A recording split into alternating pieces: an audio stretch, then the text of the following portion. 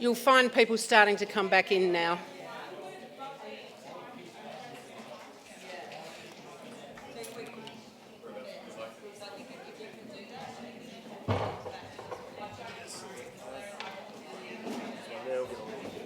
Great. Fabulous.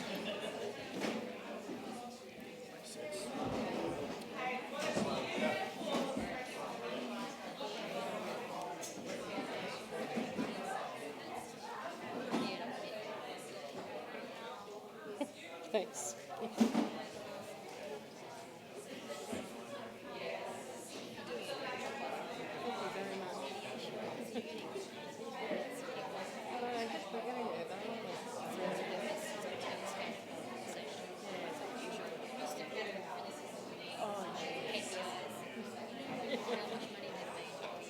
Yes, that's not us.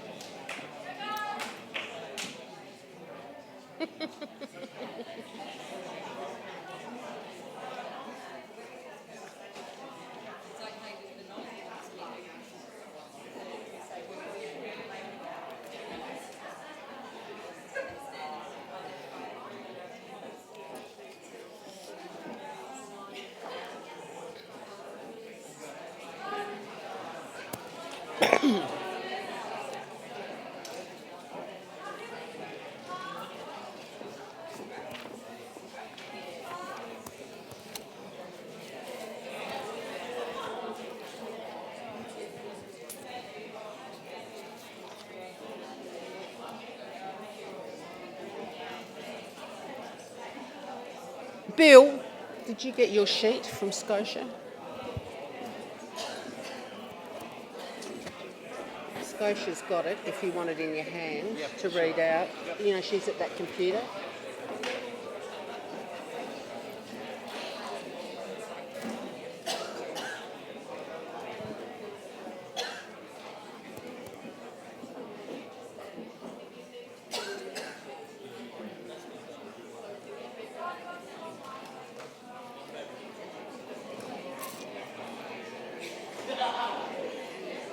Peter.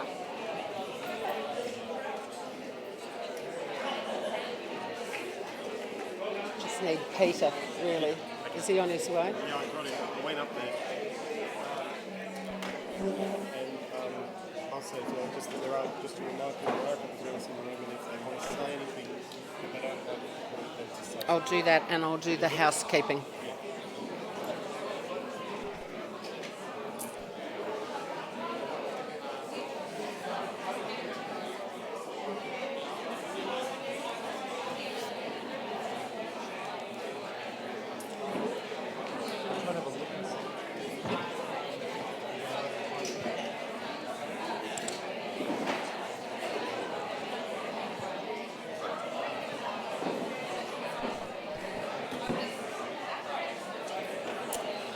Would be grand if you could find a seat.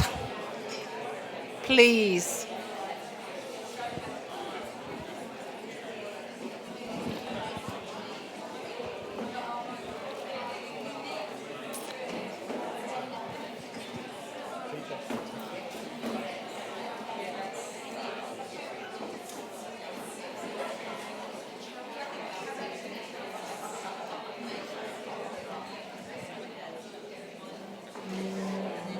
Norm, could you ask the desk to come in with the housekeeping announcement, please?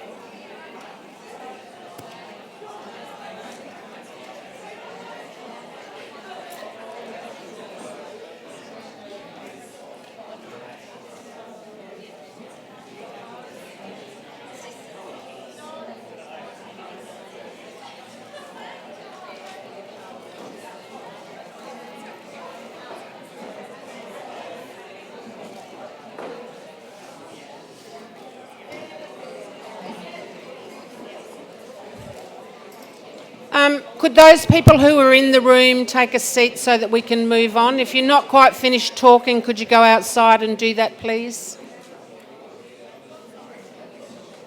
Hello, at the back of the room. In or out?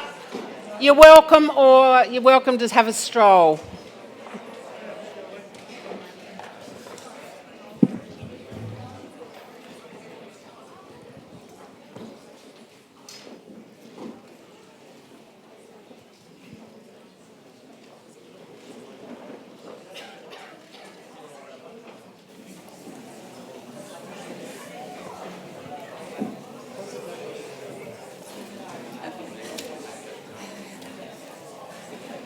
Okay, housekeeping, please. Hi all, just a couple of announcements. So at 11:45 we need 4 volunteers to meet at the reception desk to help with lunch setup. We've just got to carry stuff over. So we've got 1, 2, 3, 4. Beck, excellent. So if you can all meet me at reception, that would be awesome. We've also got 11:45. Shortly.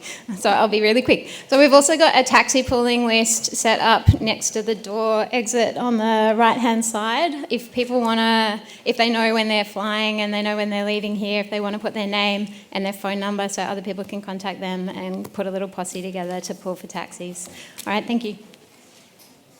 Thanks, Robin. Sarah, could you find my stage partner, please? Norm, could you please talk about the journos? Hi everyone. Just a quick reminder that there are some people covering Arts Front today from the press, and they're absolutely welcome to be here. Just a reminder though that if you're talking and you don't want what you're saying to be reported, then all you've got to do is signal that when you're saying it, and all of the people who are covering it have agreed not to make any reporting of that. So it's in our control, but we are getting good coverage of the event from journalists, so thank you. Perhaps it would be helpful if the journalists could just identify themselves so people can either talk to you or walk somewhere else. One, Ben's here. Down the front. Is that it? Fabulous.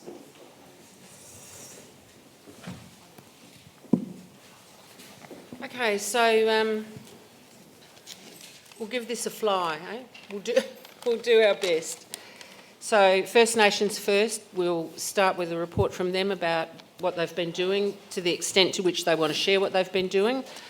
That will be fine, and then we'll do as many. So my intention is just to do the group straight, and then we'll look at what we've got, how much overlap, and then we've got the balance of time to deal with the matters that are on the table. So, and we're having a break between 12 and 1 for lunch, and then we're streaming again from 1. So we'll absolutely be starting at 1 o'clock with the balance of the report backs, and then we'll all talk about what's there, and if there are things that we disagree with, etc. So we're streaming 1 to 3:30, and then 3:30 until when we finish, we'll be doing the closing, which will be a reflection on the last few days, and thinking about what we individually are going to take forward. And we're going to do that jointly with the First Peoples and the rest of us. Okay. Leo, are you wanting to come up and do that, what we talked about yesterday?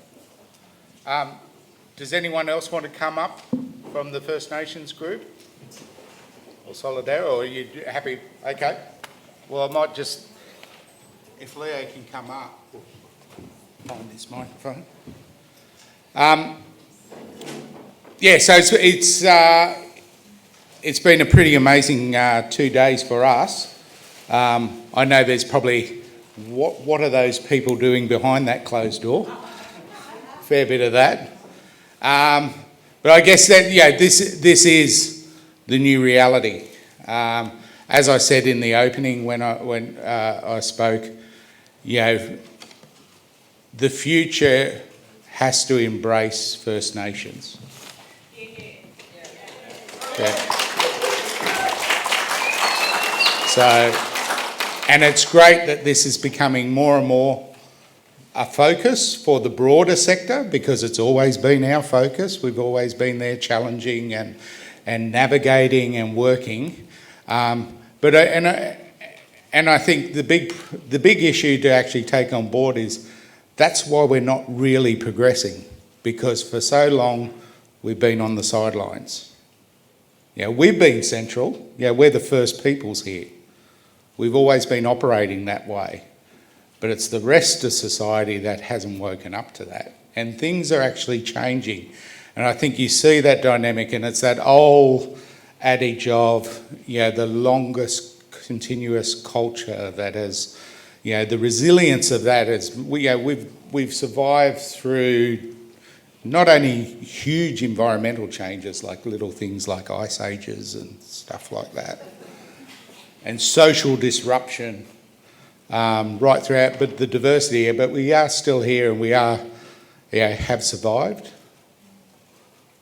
We're still growing, and we have the answers to the future, and we're ready to share that with you, but we have to do it on our terms and sort out the implications of some of those disruptions so we can actually be in that strong position. And that's what the National Cultural Authority has been about. But both Tristan and Leo will give a bit of a wrap-up of the last 2 days' discussion. I'll welcome them to the stage. Thank you.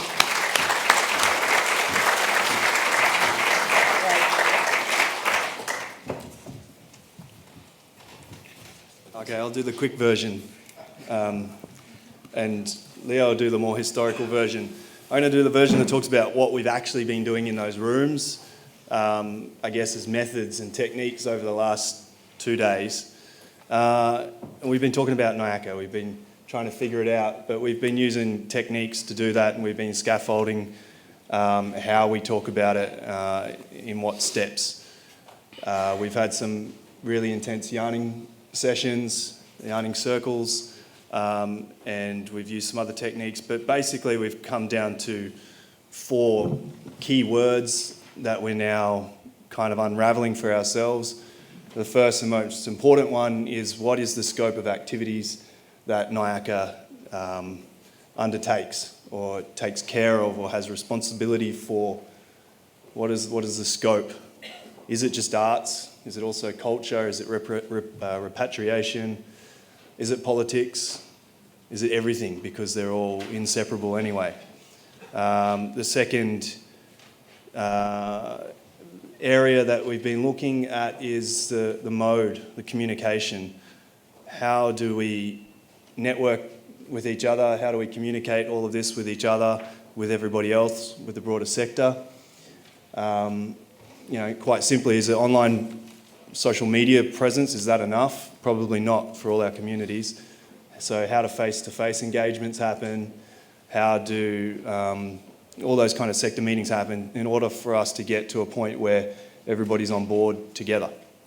The third key word is timing. How long do we need to do this? How long do we need before we launch such a thing? What's appropriately needed and respectfully needed to happen before we can go out and say anything more to you guys and everybody else? So we've got some dates, we've got some events, and we've got a bit of time, but not a lot, because too much time has been taken already. And the fourth is funding.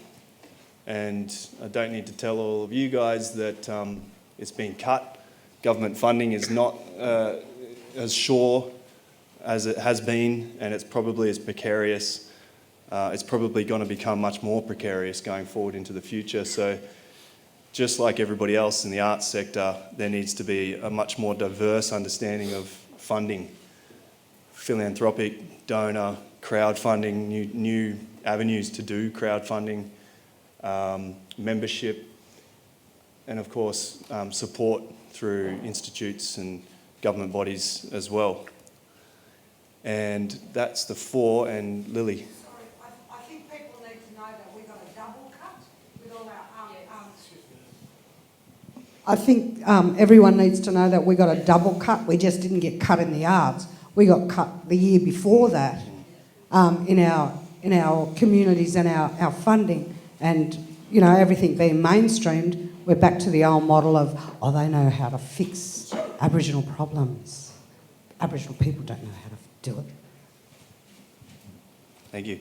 And that's the 4 words that we're going to share. And now I'm going to hand over to Leo to talk about this historical context, because this isn't something new.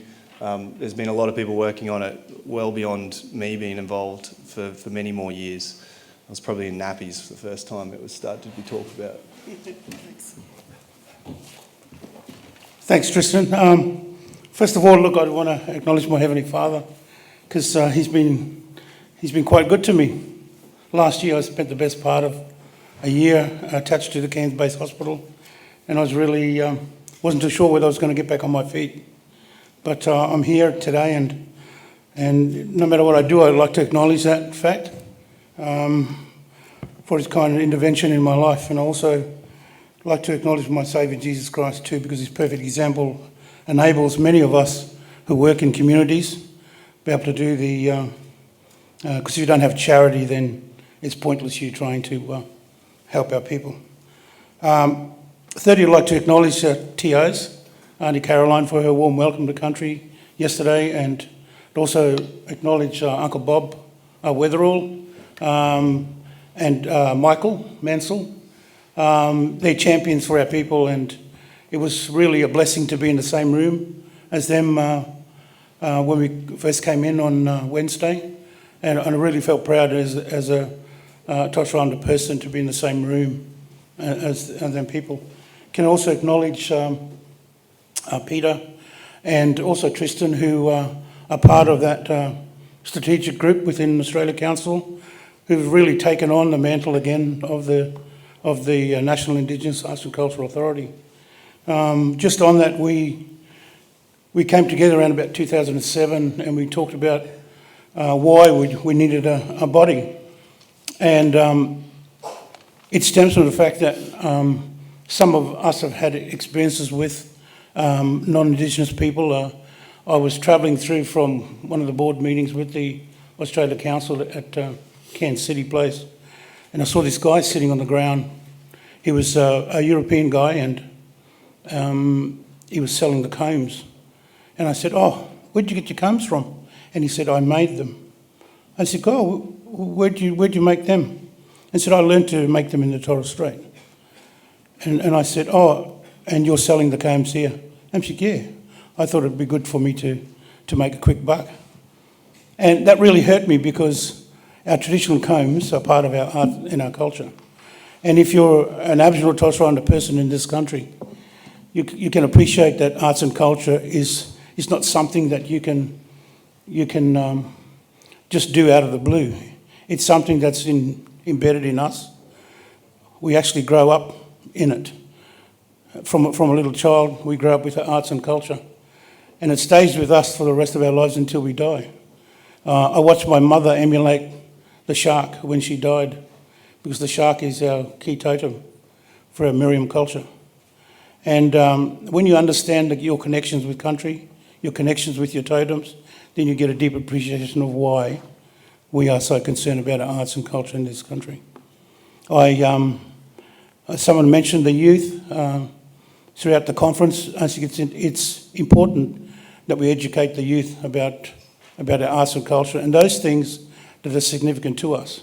As non-Indigenous people, you need to understand that there are sacred things that we can put in our art that we shouldn't put in our art, because it's part of our being, our spiritual connection.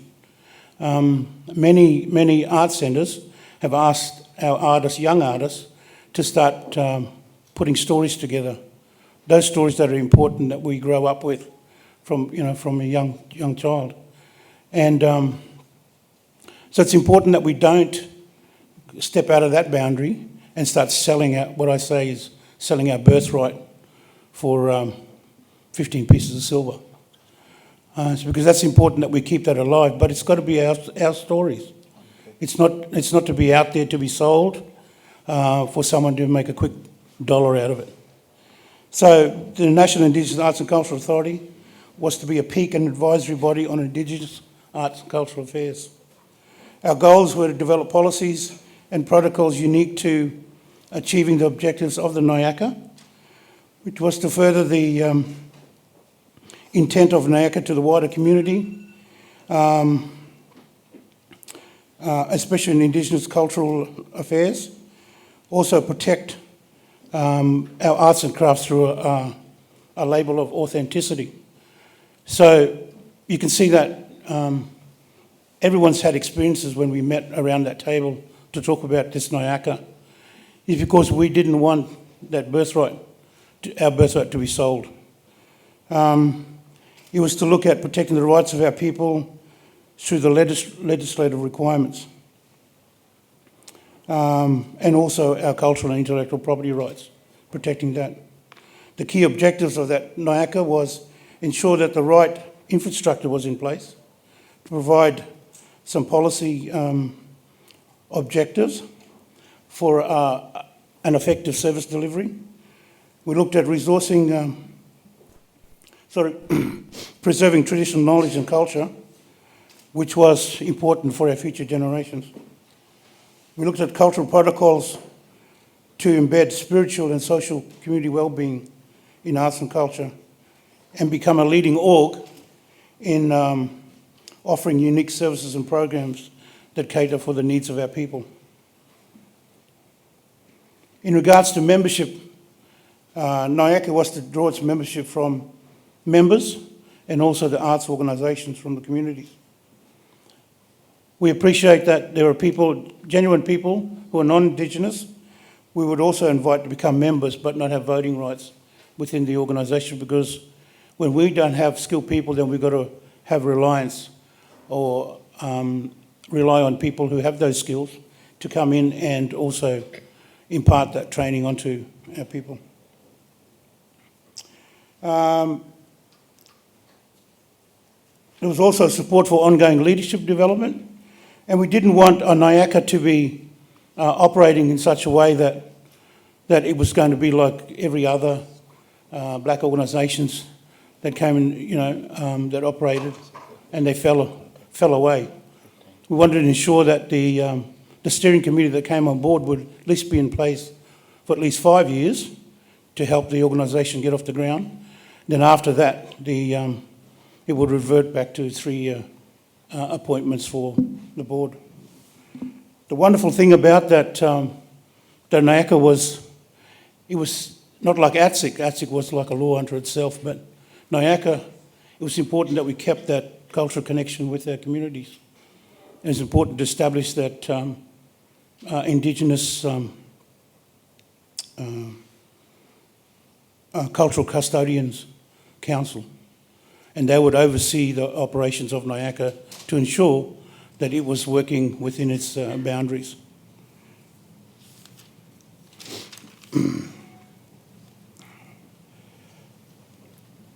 Tristan mentioned there about the finance, and I think because it's something that's coming from us, I think the states and territories have an obligation to put money, seeded money, towards establishing the NIACA, and then after which, because the NIACA was to be set up under a company limited by guarantee, this would enable us then to get corporate and outside support to help keep the organisation going.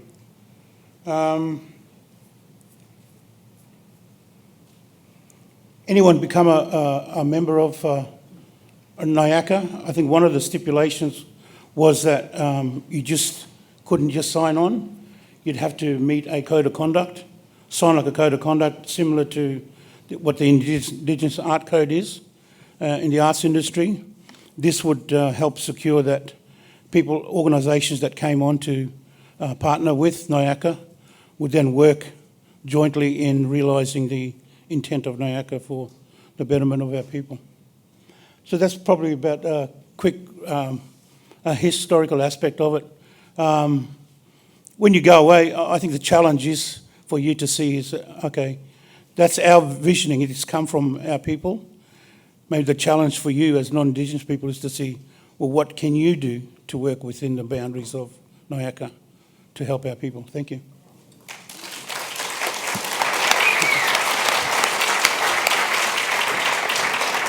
Thanks, Leo and Tristan. And look, before we move on, I'll just do a little bit of summation of that.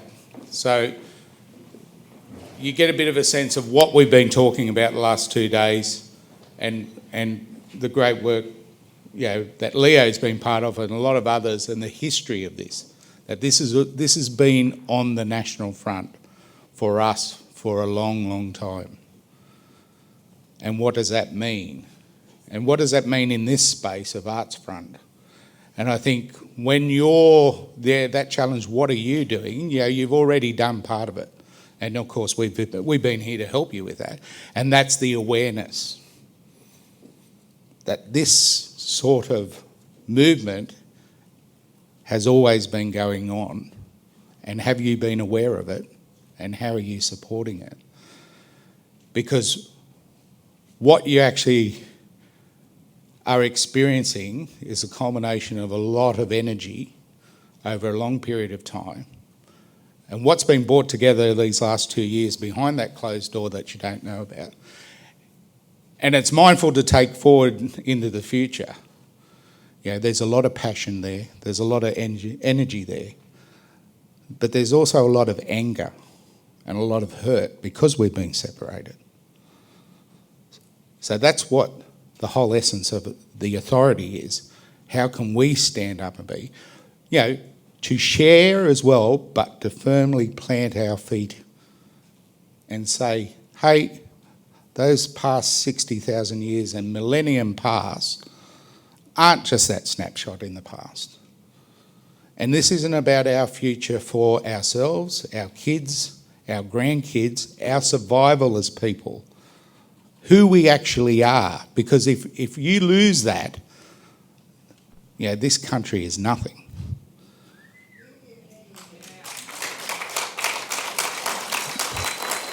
But also what we also carry with us is our obligations to our past.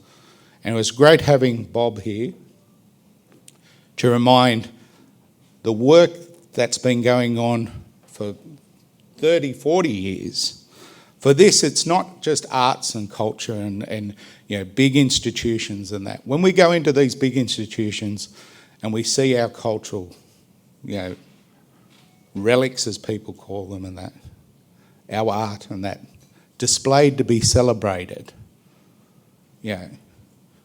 behind those scenes are the bodies of our ancestors. And this man over here has been at the forefront of trying to get that back to be reburied to where they are. So this is what we also carry with us, these obligations, because it's not just about how we can express ourselves. We've got our ancestors sitting in cardboard boxes on metal shelves for people to play with. And that's at the very essence. That's what our culture is. Not only our expressions, but our obligations to our past to carry that forward to the future. So following on from that, where are we going with this? As I said, it's the beginning of an awareness. Educate yourselves. Be aware. Because the future, yes, it is together. We're wanting to lead the way. What do you take out of that? I'm saying a very simple thing, and this is the lesson that the rest of the sector can actually learn from a First Nations experience. Because we talk about what is the relevance of the sector, what is social capital. We all say the importance of arts and culture to the social fabric of society, but what does that mean? What is our value proposition? And I'll just leave you with a little anecdote that happened probably 6 weeks ago at a big national institution, and I ran into a local traditional owner who was coming out. He'd just done a welcome to country, as we're all experienced of that. And we got to talking about, what does this organisation mean to you as a traditional? You just done a welcome to country with this big national conference on I think, interpretive exhibition development or something like that. And I asked him this question. This is the question that everyone can ask, whether it's in your art form or your organisation, if you come from one, or your practice. I asked him, do you feel ownership of this space? And you know what his reply was? And forgive me for swearing. He said, mate, I don't even feel welcome here. But he's just given a welcome to country. And this is an organisation that's been around for a very long time, has huge amounts of collateral in this cultural space, and the local traditional owner doesn't even feel welcome walking in the door.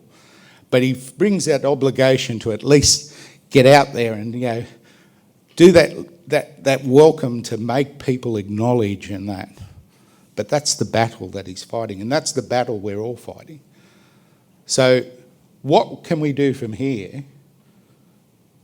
When you talk with a blackfellow, or you go, I just ask that question, what am I doing to make them feel ownership of what I do, my organisation? Because if you can sort that problem out, well, that's your value proposition for society, isn't it? You start with the First Peoples and then everyone else comes on it. But I'm really excited to hear from other sections that what we've been doing, so I'll throw it over to Anne, and thank you.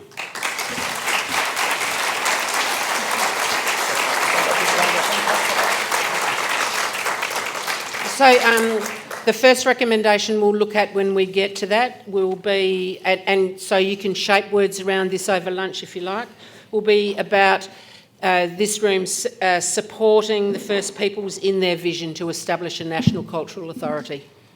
Okay. All right. So 5 minutes for a group. We'll hear the groups. We've got time for 2 before lunch. If you were on the lunch roster, you should be out there. And just an update: the need for the lunch roster is over. It's all sorted. So thank you for the volunteers, but you've got the afternoon off. Sorry, not off the hook yet. If you were going to volunteer before, if you could just hang back before the session, before everyone comes in, just to help us pack up instead, that would be great. Okay, I'm going to do 2 groups before lunch. Then we'll have lunch, and then at 1 o'clock we'll be back on with group 3. We've got 11 groups. So you get 5 minutes. We'll tell you when the time's up. It's nothing to do with Hitler's mother or anything like that, but I'll just let you know. Righto, group 1. up on the screen if you've got notes. All right. So if you've got notes, you need to start putting them in. How do we support First Peoples in achieving their goals in the arts? Up here, let's go. Can group 2 be ready to come up when they've finished, please?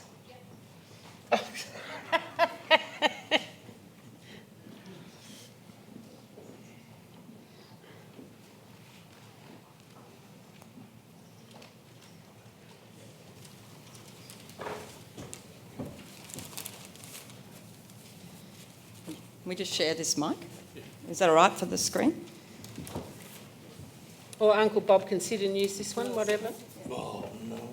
Oh. You can hold, then you can hold the old fellas over here, Bob. At the moment, I can still stand. So 5 minutes. So I'll do it in a tick. Yeah, we've got this. Okay. We had a great session. We've got 5 minutes to report back. I'm just going to do a couple of context things first, and then Bob's going to talk about a few of the recommendations, and then come back to me about what every single person in this room needs to do. So firstly, we would like to opt out of the journalists, please, for this. We also, the group decided there are no notes up there because it's a picture and it's part of a much bigger conversation, a much bigger process. I'd also like to acknowledge that the words we're going to use in the next 5 minutes need a lot of work. Words are very important, and none of the words that we're going to use in this next little bit are locked in stone, and it's far be it for our little group that we had in the corner to, you know what I'm saying? Yep. Yeah? Yep. Great.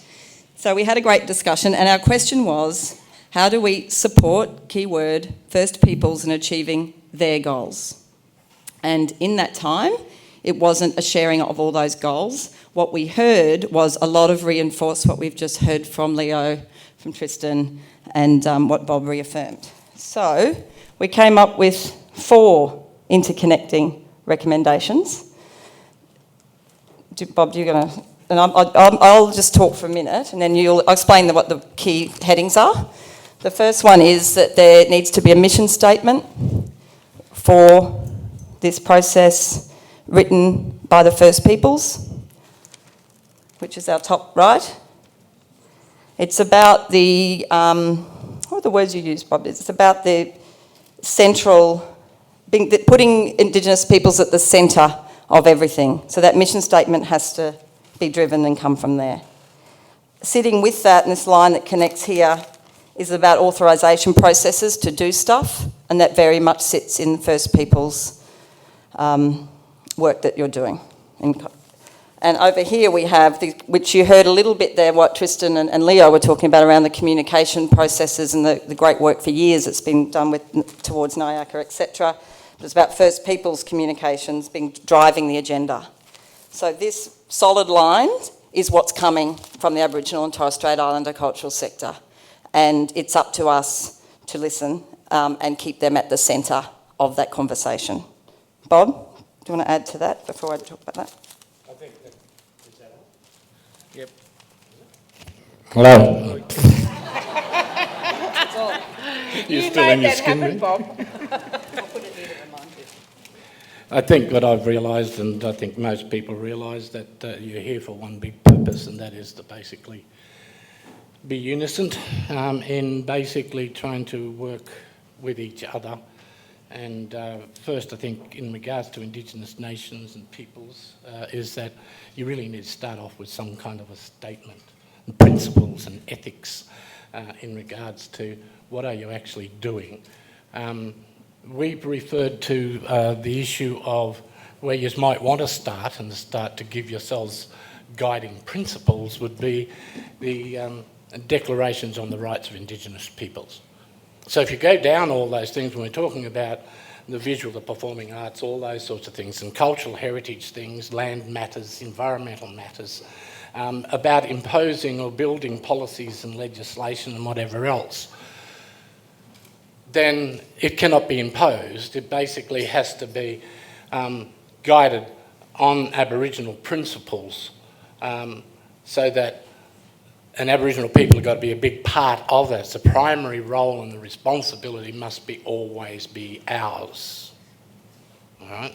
If you understand what that means, is we've always talked about, and you've probably heard almost a slogan these days, Aboriginal control of Aboriginal affairs. But it's a very, very strong principle that Aboriginal people and Torres Strait Islander peoples maintain. Now that's just a headline, basically, of a statement that Aboriginal people are trying to get across to governments and to others who are trying to draft policies, legislations and whatever else regarding Aboriginal people, or trying to engage with Aboriginal people or build things for Aboriginal people. It was usually imposed on Aboriginal people. So you can't do those things, impose those on Aboriginal people, either without having the free, prior and informed consent of Aboriginal people.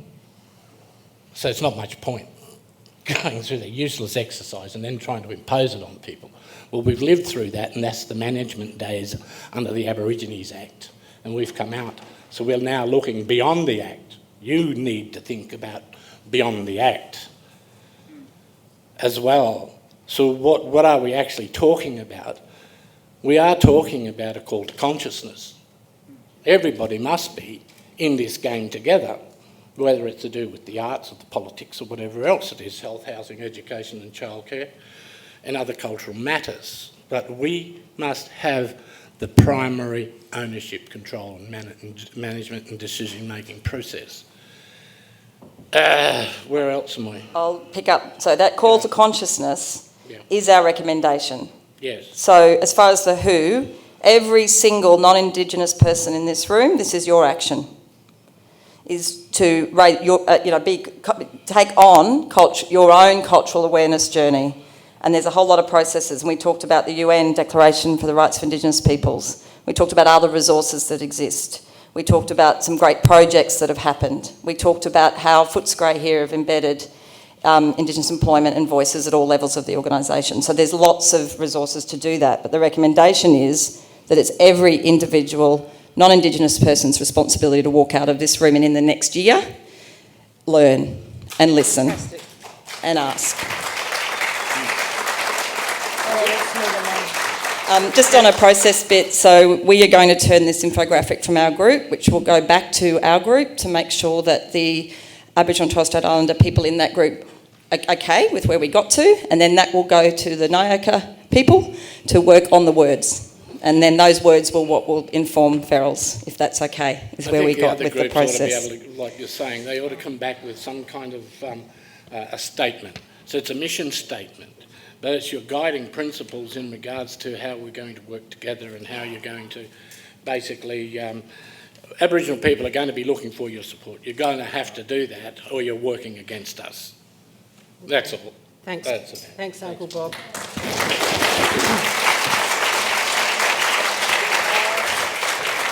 I'm sorry, we should have said you can't tweet this stuff. If you've done it, can you delete it, please? For this session that has just been presented by Bob and Leanne, it's not appropriate for us to tweet that information. It's another form of publishing.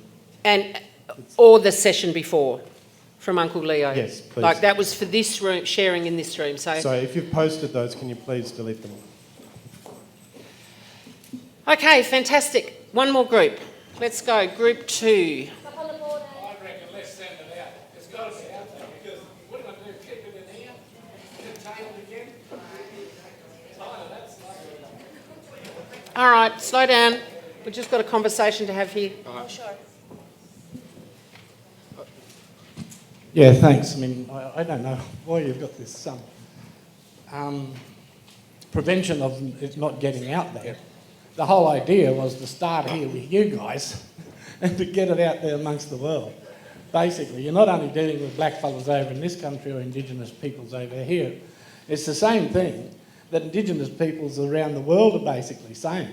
And so there's other Aborigines out there who are online and looking at this stuff and would be liking, and we would like to empower them to make a contribution and to hear what they've got to say. Please don't lock it up. You can't manage it. It doesn't belong to you. It doesn't belong to me. These words and whatever else I've established and talked about today is not Bob Weatherall's words. These are things that I've been taught, that I've had to work with all my life in Aboriginal affairs. They came from my mother, my father, my cousins, all the other old liberators that are around the country. It belongs to them and it belongs to the kids of the future. Because they want to know, what's he saying down there? You reckon he's representing me? No, well, that's not it. Let them know what we're saying and they can have their view and contribute. That's all. Yeah. Thanks, Bob. So we're planning to withdraw that statement. Does anybody mind about that? No. Lily? Correct me if I'm wrong, Uncle Bob and Peter and Leo and the rest of Tristan and the rest of our team girls. We've been overshone by the men again from a matriarchal society. That it's just the Ngayaka stuff. Yeah. That we need to not, you know, that's the important work that's still in progress. It's not ready to be shared yet. Why not? You know what? Until the discussion paper comes out, that's what we talked about yesterday, Uncle. Just going to let With respect. you have a discussion over lunch about that. So, like the Ngayaka stuff, take it out for now. You might be able to put it back later, but that's a discussion for you to have. We'll clarify. I think what Lily was saying is, I think the process that we're doing internally, that you've got a little bit of a sense, we're still formulating that. But all of these high-level concepts, that's out there. That's always been out there. We've been waiting for it. We're not going to shut it down now. Yeah. So, but just our process of what's been happening here and what we're doing. But, if you want to learn more, the next step is lunch. There's, Yeah. here, we're here. Yeah. Come and have a chat to you. We're not locked behind a closed door now. Some of us won't bite. Anyway, All right, I'm going to do one more group and then let you have... Oh, sorry. Yeah. Sorry, you need a mic. Yep. I can't remember the lady's name who run the group here. What was her name? Leanne. So Leanne mentioned something about words and words that we say and do, and basically words are strong. Going back to for Pete, you mentioned this is a new reality. It's not a new reality, it's an old reality that was never acknowledged. No offence to you, but that's what I'm just letting you know. And secondly, words, again, back to that. It's the importance of what we say. The fact that it says the working group at the beginning, it says we're here to, I don't know what the little mention is beforehand about the support of First Nations people. That's patronising on its own. Not supporting us, we're supporting you. All right? To make that clear with you. And there is anger, there is a lot of anger. Can I But just... this is a good moment to just clarify those situations. That's all. Thank you. Can I just want to really engage with you about this. There's two questions on this sheet. One is, what are we going to do? And one is, how are we going to support you? So that's not the question about what are we going to do. The decolonisation and how we tackle that, that's here. But people wanted to be able to do both. Say what they would do to support So what I recommend First is Peoples. the word support itself already, clear that off completely. Yep. Secondly is get with the countrymen and sit down and go through the wordings with this when you put them on internet. And that group's going to do that. Yeah, good. Yep. Okay, just hang in. We're going to get there. Let's do one more, just so that we've moved ourselves along. You'll just be a little bit late for lunch, but we've still got until 1 o'clock. Let's go. Hello everybody, I'm George. I'm a little bit bloody nervous to follow that conversation because I just acknowledge that I'm speaking from the group that we were working with was predominantly white group, so I just wanted to acknowledge that first, I suppose.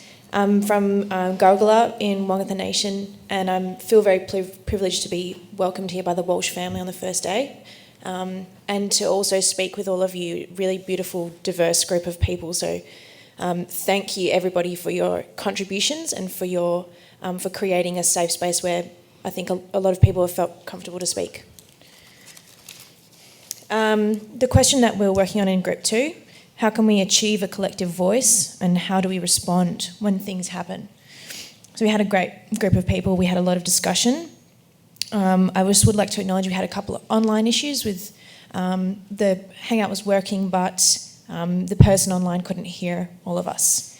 And we do have a list of names and we're working on a time frame for this project we're proposing.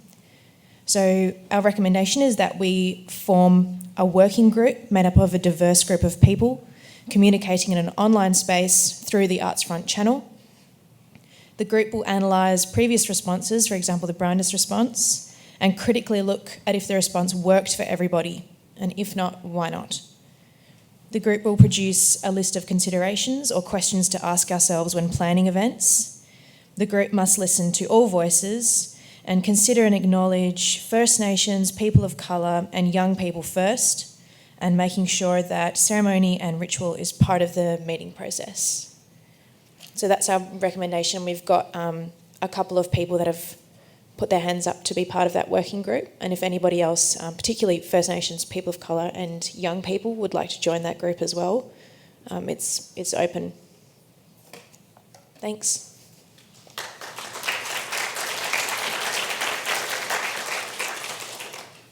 Okay, they're sounding good, aren't they? That's great. Okay, let's have a break. I want you to think we've got basically 3 recommendations at this point. One's about the National Cultural Authority, one's about what action we might take on our own cultural awareness journey, and now this one about a working group set up to progress this topic. So think about that and think, So, questions about the process, and 2 minutes, and then we're going for lunch.